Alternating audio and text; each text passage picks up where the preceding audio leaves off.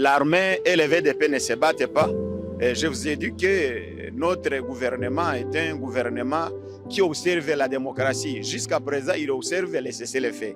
Donc, nos militaires, les FARDC ne combattent pas. Ce sont les Ouazalendo, puisque quand nous sommes attaqués, nous autres, nous ripostons farouchement. Jusqu'à présent, les FARDC n'ont pas encore réagi.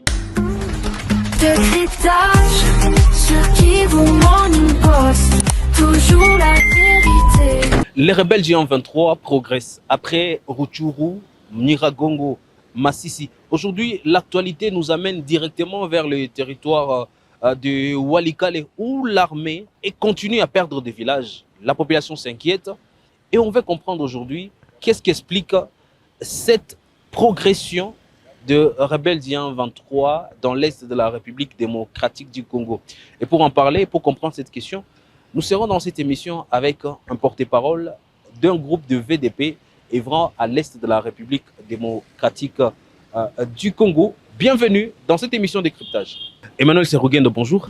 Bonjour mon frère. Vous êtes communicateur du mouvement MCDH, qui est un groupe de VDP en province du Nord Kivu. Aujourd'hui, l'actualité, c'est cette progression des rebelles du 23 dans plusieurs zones. Vous pensez, qu'est-ce qui explique cette progression du 23 aujourd'hui dans le Walikale? Merci, messieurs les journalistes, de me poser cette question.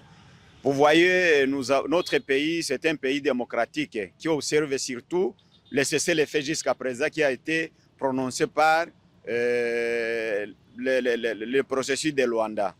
Alors, comme notre pays, notre président est un président vraiment qui observe la démocratie, n'a pas voulu violer le cessez-le-feu. Alors, quand aux côtés de l'ennemi, le Rwanda toujours profite de ce cessez-le-feu et il avance. Mais cette avancée ne nous peut pas nous décourager. Pourquoi? Nous en dirons toujours. Pourquoi? Puisque nous n'allons pas perdre la confiance et nous n'allons pas nous décourager. Pourquoi? L'unité du peuple congolais. Nous, les Ouazalendo, nous sommes unis et nous sommes déterminés à défendre notre parti. Et puis ensuite, comme notre président, c'est un président vraiment qui a une force.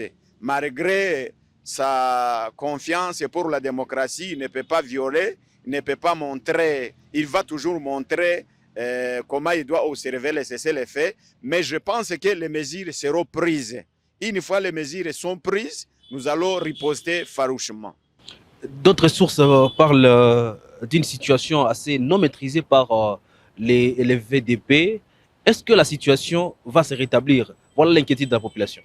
En tout cas, que la population ne panique pas, que la population ait la confiance envers les VDP. Nous autres, nous avons pris les armes en connaissance des causes. Bientôt, nous allons rejeter les opérations. Nous allons encore pousser l'ennemi. Là où il est venu, il va encore rentrer là-bas. Que la population ne panique pas. La population continue toujours à avoir la confiance envers leur VDP. Nous sommes déterminés. En voyant la progression du M23, est-ce qu'on peut dire que l'armée et les VDP se battent? Non, jamais du tout. L'armée et les VDP ne se battent pas. Et je vous ai dit que notre gouvernement est un gouvernement qui observe la démocratie. Jusqu'à présent, il observe les cessez-le-feu. Donc, nos militaires, les FARDC ne combattent pas. Ce sont les Ouazalendo, puisque quand nous sommes attaqués, nous autres, nous ripostons farouchement. Jusqu'à présent, les FARDC n'ont pas encore réagi. Mais un jour viendra.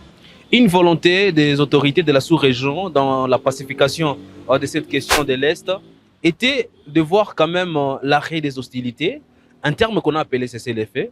Est-ce que ça vous met à l'aise? Vraiment, ce cessez-le-feu pour nous autres, pour les VDP, ça nous met à l'aise vraiment. Puisque l'ennemi toujours veut profiter de ce cessez-le-feu.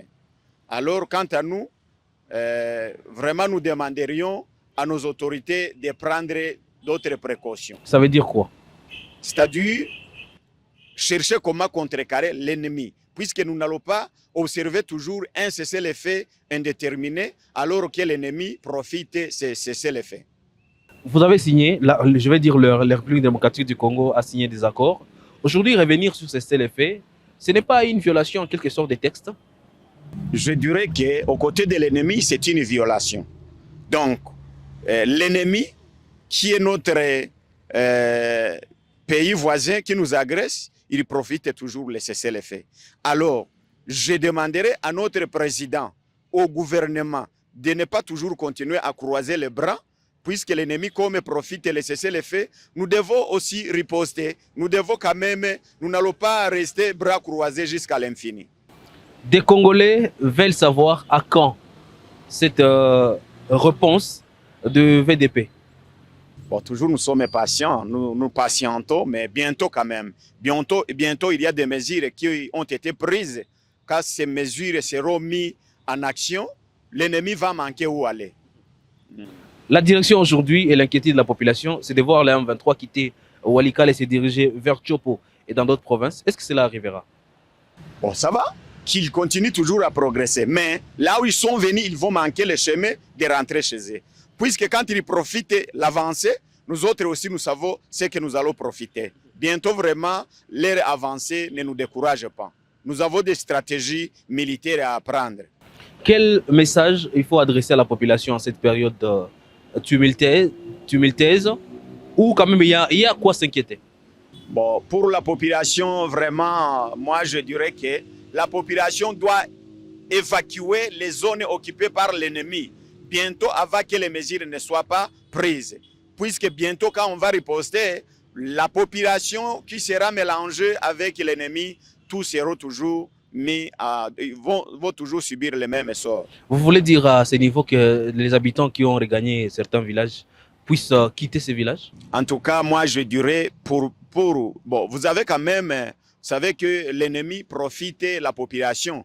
Quand une fois la population y arrive, va dans leur zone, ils commencent à subir des tortures, des travaux de corvée, ainsi de suite. Et tous les garçons sont pris par force pour intégrer l'armée. Alors, je dirais à notre population congolaise, là où il y a l'ennemi, de s'évader bien avant, qui ne se précipite pas d'aller dans la zone occupée par l'ennemi. La population congolaise doit évacuer les zones occupées par les M23 RDF.